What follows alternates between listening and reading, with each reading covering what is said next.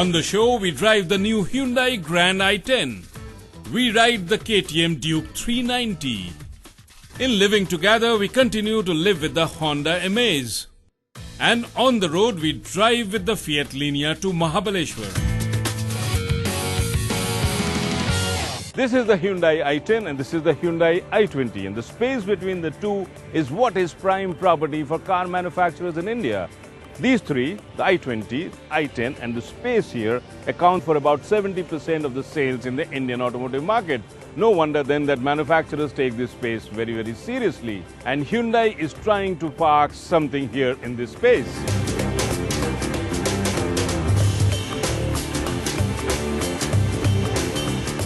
Grand i10 sounds more like a variant name to me than a brand new car. I would have expected a little more excitement and imagination from Hyundai. Actually, names are the first hook for a customer long before he has seen the car. So I think manufacturers need to take naming of their cars a little more seriously and maybe get a little more imaginative. But once you have gotten over the name, you will find that the new i10 Grand, or rather the Grand i10, is a completely new car. New engine, new exterior interior design and a brand new platform.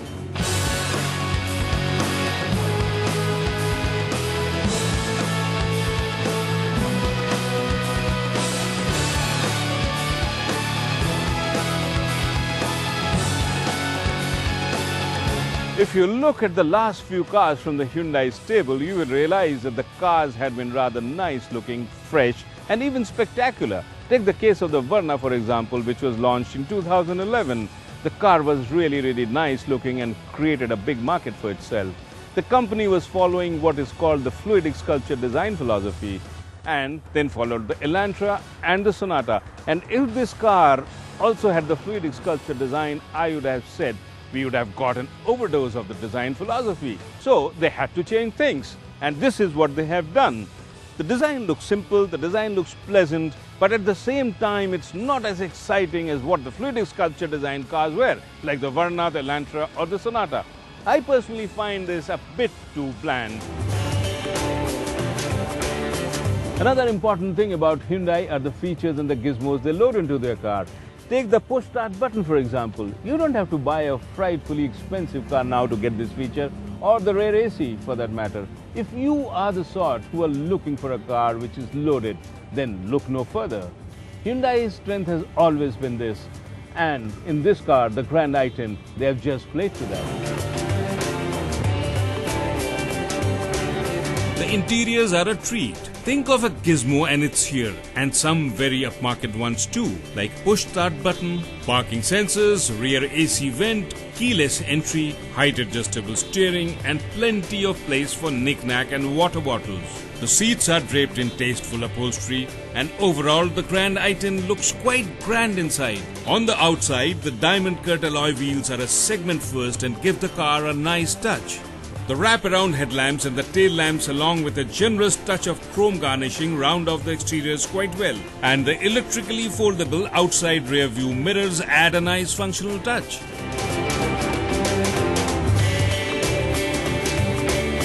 This is where I'm most impressed with Hyundai. Over the years, they have really worked on their build quality, fit and finish. Step into the cabin of this car and you are greeted by a really well-made fascia. The switchgear, buttons and knobs are really good quality, and if you touch the fascia and the steering wheel, you get a really nice tactile feel. It really looks like a car which is much more expensive than it really is.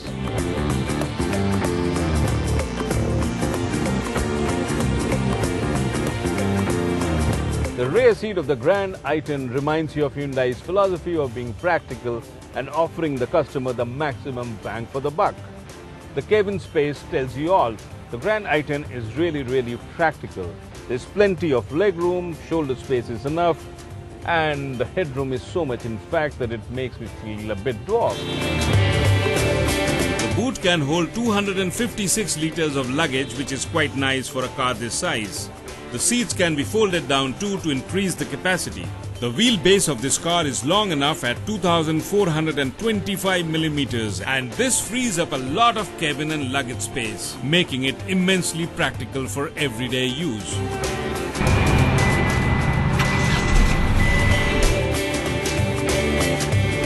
This Grand i10 that I am driving is powered by the new 1.1 litre CRDI from Hyundai. It churns out about 71 PS and over 16 kilograms of torque. When you initially fire the engine, a little bit of noise comes into the cabin, but once she becomes warm, the decibel level goes down.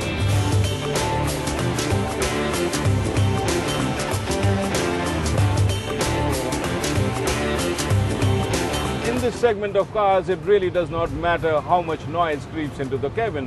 What really matters is how drivable she is and what is the fuel average. And in terms of drivability, she is quite good. The diesel engine is responsive and there is abundance of torque. The only thing is that the power band is very short. It's between 2000 to 4000 RPM. So if you are driving in city traffic, you will have to work the gearbox to keep yourself in the right power band.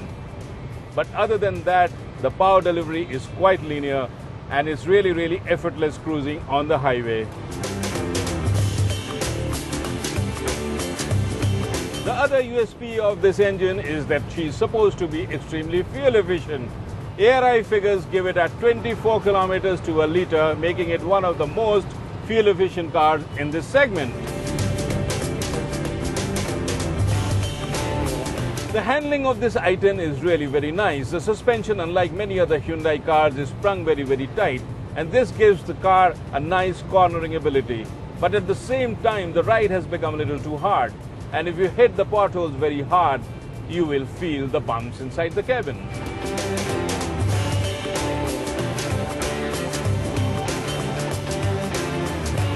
The Grand i10 will also be available with a 1.2 litre petrol unit, which is the same one which was doing duty on the i10. But now it will be discontinued and only made available on the Grand i10. The unit is reliable and fuel efficient and churns out 83 PS as peak power.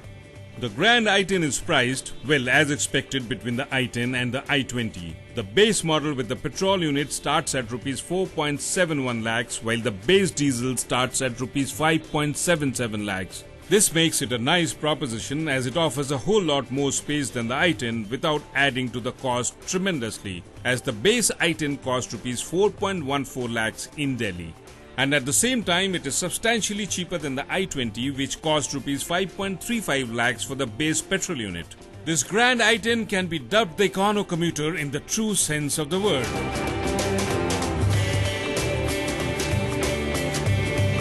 The big question is how good the Grand i10 really is, and can she take on the segment leader, the little sumo from Japan, the Suzuki Swift? The Swift has been around for a long time and she still has a lot of appeal, aging though she might be, and she has a proven track record. On the other hand, the Grand i10 is new, but in terms of space, in terms of features and in terms of value for money, she is a clear winner. My guess is that the battle in this segment is going to get real intense.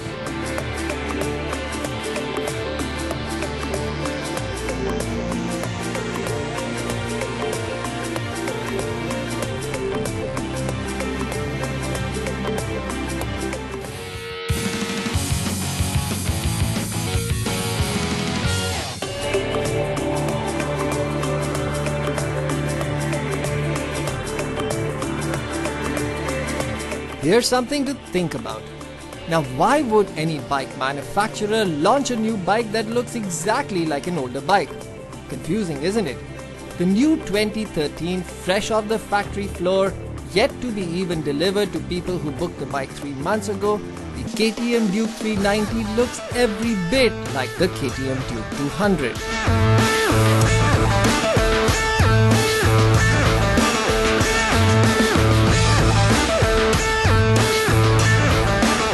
Not only the looks, but their physical dimensions are darn near identical too. Now, I thought the 390 had a bigger engine than the 200, which it does, and hence should be physically a lot bigger than the 200, which it isn't. However, there are a few things that help us tell them visually apart. 1. The bright orange trellis frame. 2. The bright orange wheels. And 3. The brand new paint job. However, if you are colorblind, then this big 390 decal on the side of the fuel tank should remove any shadow of doubt from your mind. But the big question still remains as to what exactly does the bigger Duke offer us.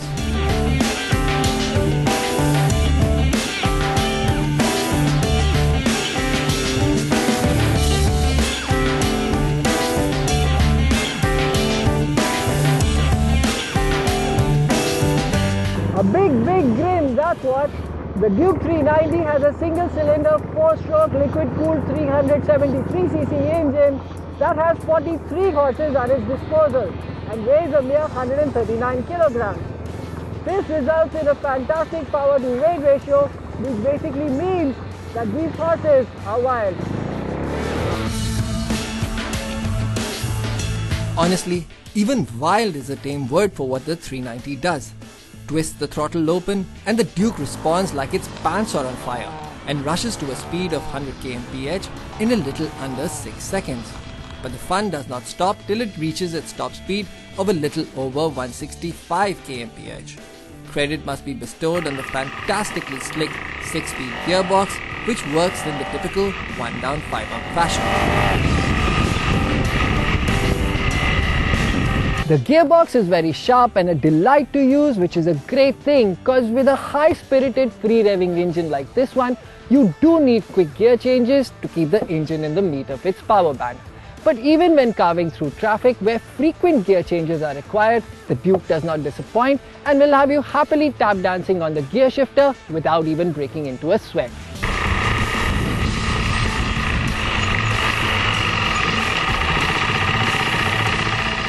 There is, however, one thing though that you should be aware of, which is that the Duke 390 does not like going slow. It does not feel at home in crowded city traffic conditions and sputters and knocks to make its objections clear at engine speeds below 3500 rpm. It does not like to putter around town or go on a relaxed Sunday ride with a miss or missus.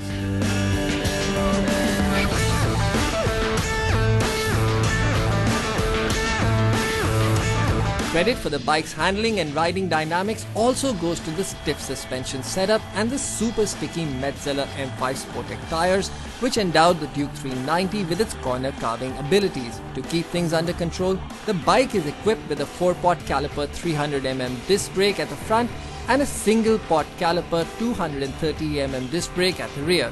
And we even get ABS, which works brilliantly. Hit the brakes hard, the ABS kicks in and brings the bike to a stop without allowing the rear to hang out or any hint of drama whatsoever. The KTM Duke 390 is a bike that belongs in the lifestyle segment. It's quick, agile, with a rev-happy engine that'll leave you grinning from ear to ear. But it's not really everyone's cup of tea. The suspension is stiff, the seats are wafer thin, and the seating position, well, thanks largely due to its sculpted out tank, not really suitable for one and all. So it's not really the most practical bike for everyday city use. But what it is the perfect bike for that fast blast out on the open roads.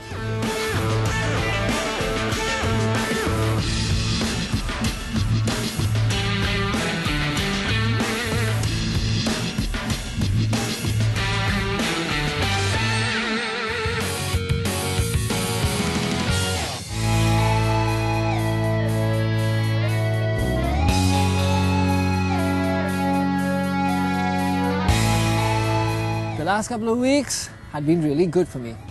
I got to spend some quality time with the diesel variant of the Honda Amaze, and she had made a place for herself in my home and my heart. Sadly, she had to leave, and I have to find a replacement. I wonder what her sister is up to.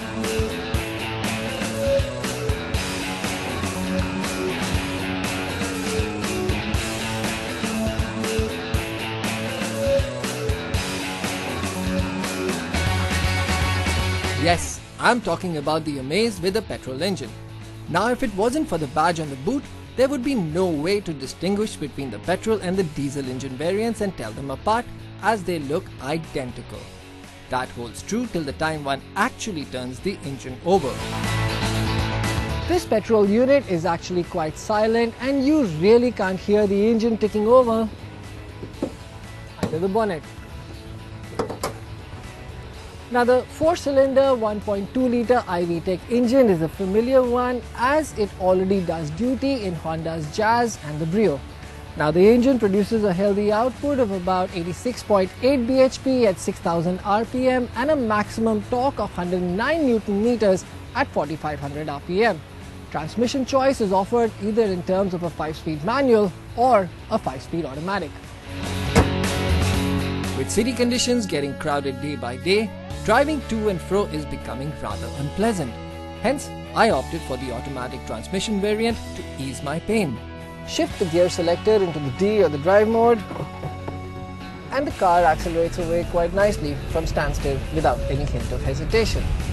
Now the urgency of the Amaze is dictated by how fast you've actually stomped on the accelerator pedal. Hit it fairly hard, and the Amaze responds by changing gears at a higher RPM than normal. Gear shifts themselves are quite seamless and smooth, but once the kickdown happens, the engine is quite rev happy in nature and revs all the way to the red line.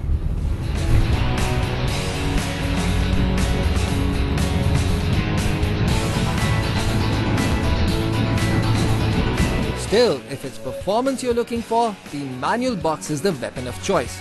But where the auto box really scores is in the daily commute through traffic.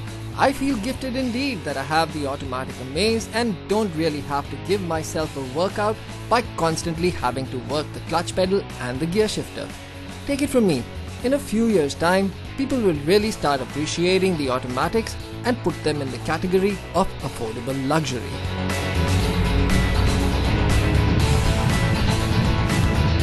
The suspension has been tuned for comfort rather than handling and does a good job in absorbing the bumps and potholes of our Indian roads.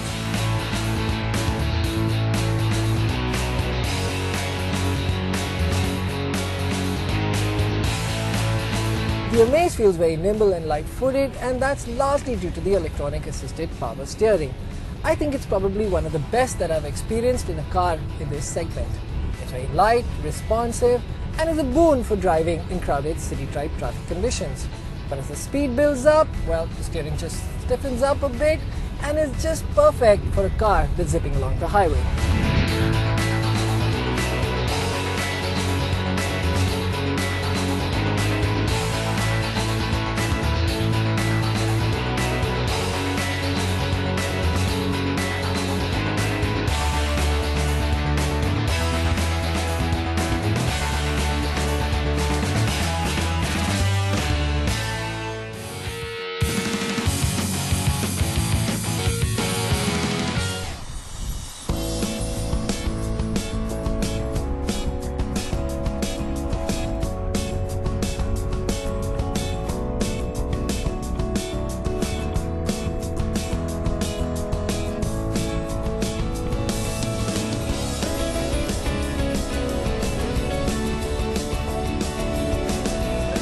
I've got a long weekend on my hands, and when you live in the metro, that's something you really look forward to.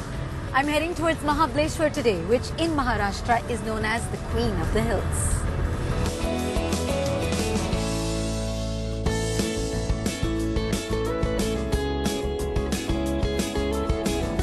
My driving companion on this journey is the 2013 Fiat Linea. She's really great to drive on the highway with just the right amount of power and stability. She uses a turbo diesel charged engine which belts out 93 PS and is extremely fuel efficient. I'm going to reach Mahabaleshwar in about 6 hours.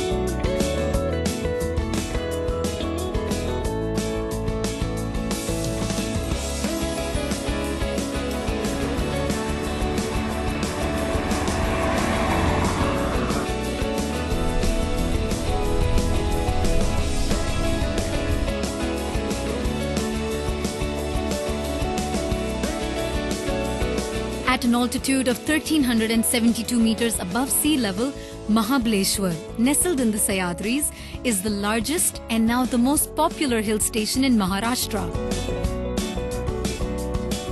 I finally reached Mahabaleshwar and I'm greeted with stunning views of valleys and mountains bathed in mist thanks to the monsoons. Now the locals say the best way to see this place is by actually visiting the points. I'm at Eco Point right now. Below flows Krishna River, which just adds to the stunning beauty of this place. The term Mahabaleshwar literally means great power, and indeed it is so.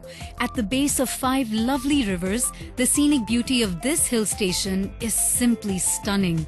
With its meandering streams and charming peaks, it rejuvenates one and all. The English discovered this pretty little place around 1829 and took to the job of seriously developing it. It eventually became the summer capital of the Bombay Presidency.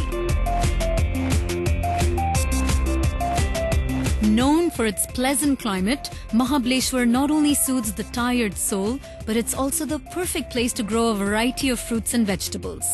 Especially known for its strawberries, you can literally see them growing almost everywhere.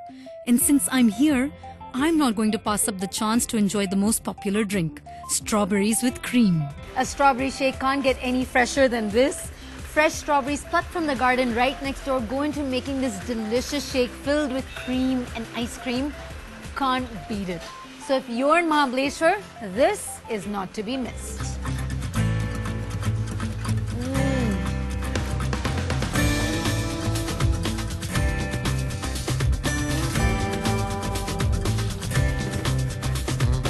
The market here is small but well stocked. For visitors like me who stroll in without expecting the chill and nip of the mountain air during the monsoons, I was armed with a good reason to buy a shawl. Much to the amusement of my team from the north, for whom the sub-20-degree temperature was just pleasant.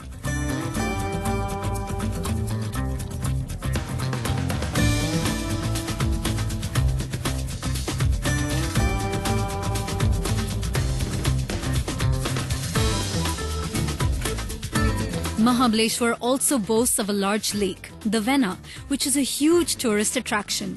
Here, visitors can enjoy activities like boating and horse riding, which just adds to the list of things to do while on a holiday.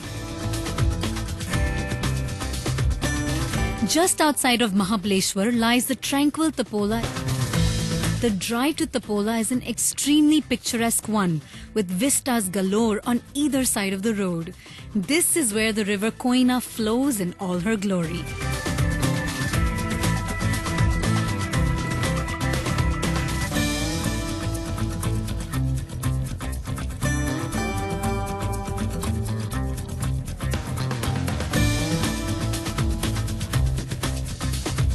About 27 kilometers from Mahabaleshwar is Tapola, famous for boating. Surrounded by lush green hills, Koina River makes for a charming sight, and it also offers some fun water sports. What can be more relaxing than just sitting back and enjoying the view?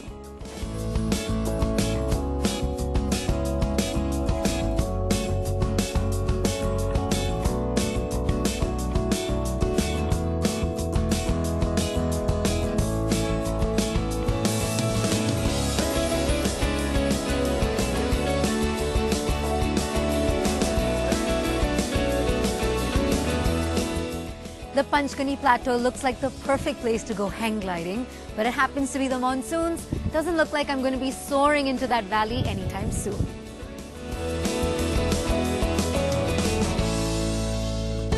If you want to enjoy a beautiful drive over a long weekend, then Mahabaleshwar is a great choice. It has everything you're looking for: beauty, charm, and easy accessibility.